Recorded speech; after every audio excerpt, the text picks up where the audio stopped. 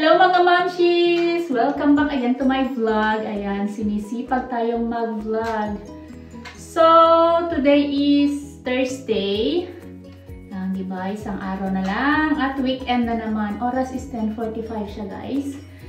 So, nagre-ready ako. Hindi pa ako papasok sa trabaho, mamaya pa lang. At today pala ay may overtime tayo. Hanggang 8:30 tayo ng gabi kasi nga may pa seminar ata sila. So, after work, 4:30 ay mag-uumpisa ng 5 yung pa-seminar nila. So, sabi ni Mr. aalis daw siya. Eh, ako naman, tapos ko na yung mga trabaho ko. Actually, nakapag-luto na din ako ng dinner nila. Ipapakita ko siya sa mama. Yung pritong ano lang naman, yung pang-hamburger na naman. Pang-madali ang ulam. So, tapos ko na, nakapag-vacuum na din ako sa taas.